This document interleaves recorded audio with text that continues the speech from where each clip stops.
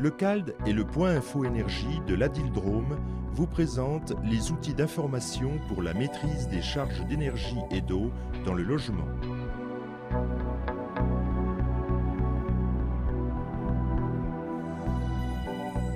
La contribution du BDI dans le cadre du projet Prébat, donc précarité énergétique du bâtiment, a été en deux axes.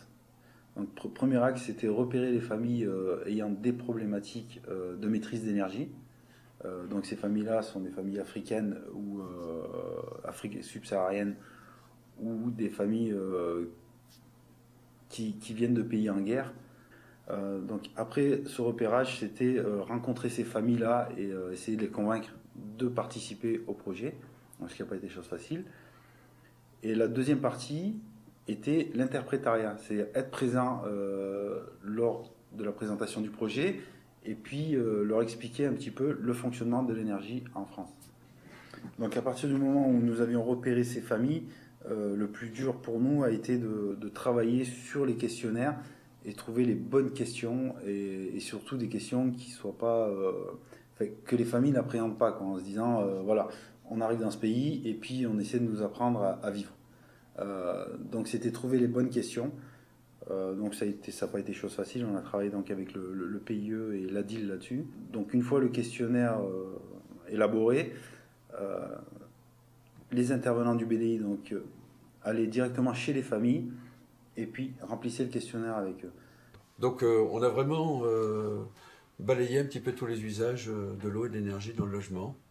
Chaque fois avec cette double approche, comment c'était avant, comment c'est aujourd'hui, et quelles sont les difficultés que ça pose. Dans le but, chaque fois on a rappelé le but, le but c'est de mettre en place des outils de sensibilisation et d'information, de mettre en place une campagne et de la tester.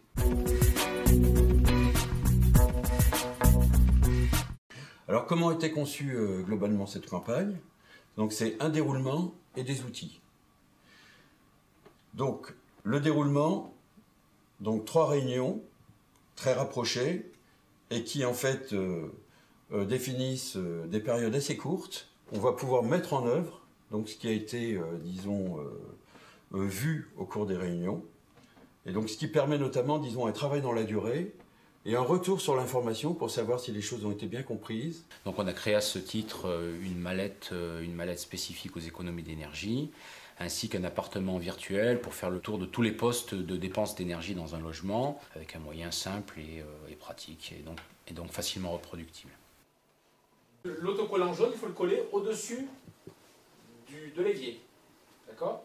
Donc pour se rappeler, il ne faut pas laisser couler l'eau inutilement. Avec cet autocollant, vous pouvez aussi le coller sur votre frigo. Il ne faut pas mettre des plats chauds dans le frigo.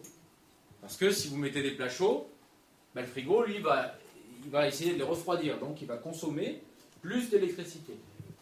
Donc là, vous avez 3 ampoules classiques qui chauffent. Et là, vous avez des ampoules basse consommation.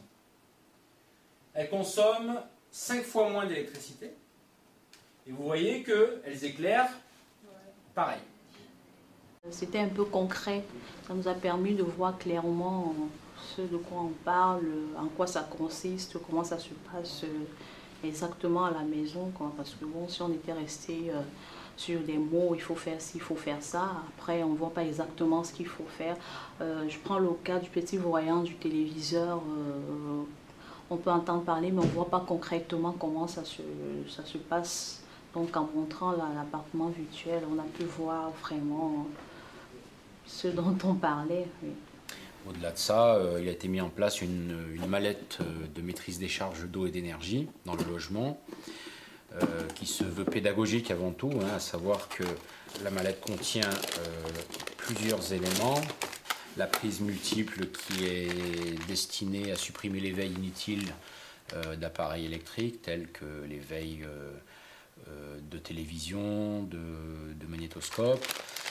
Vous avez le thermomètre qui permet de sensibiliser sur la température de confort dans le logement en hiver, avec le message suivant, c'est qu'il n'est pas utile de se chauffer au-delà de 19 à 20 degrés.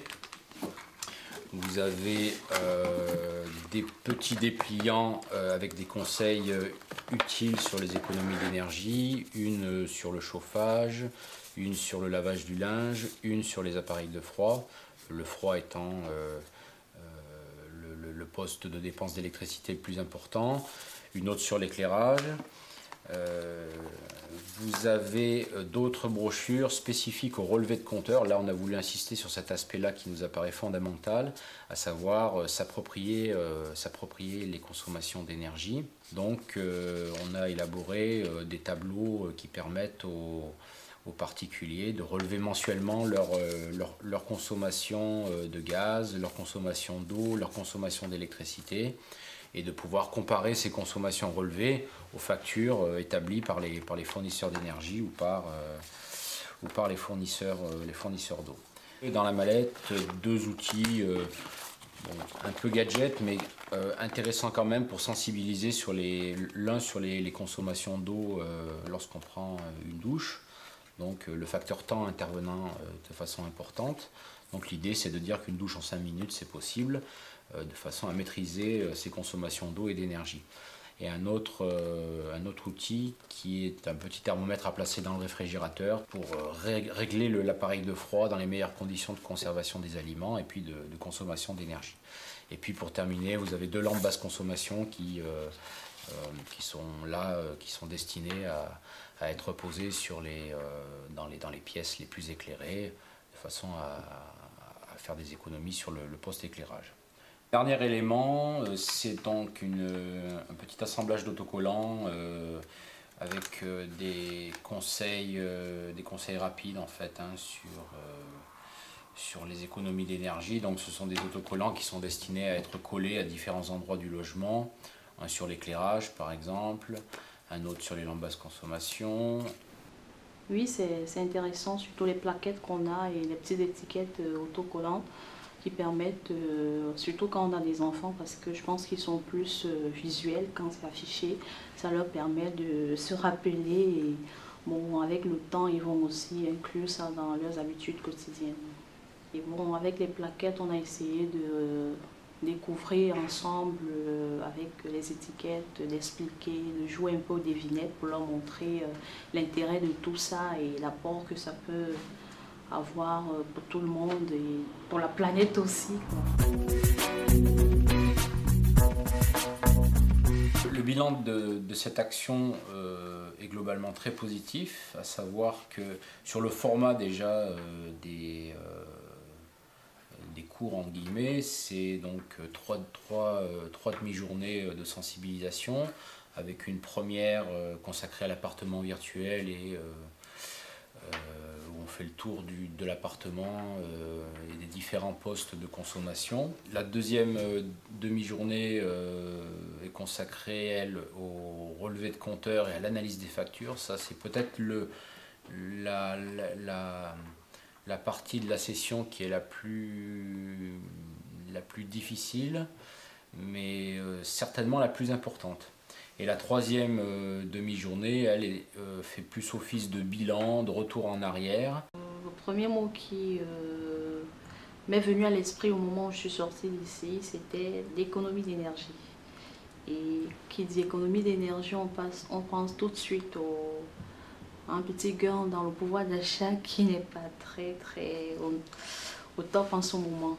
Le groupe test qu'on a suivi pendant 3 semaines était composé de personnes d'origine arménienne, d'origine africaine. Les personnes d'origine africaine comprenaient le français, donc ça facilitait un petit peu les échanges. Les personnes d'origine arménienne avaient besoin du traducteur. Et globalement, ça s'est bien passé, mais il est quand même préférable d'avoir un groupe homogène du point de vue de la langue, de façon à je dirais, faire passer un message unique et uniforme à l'ensemble du groupe.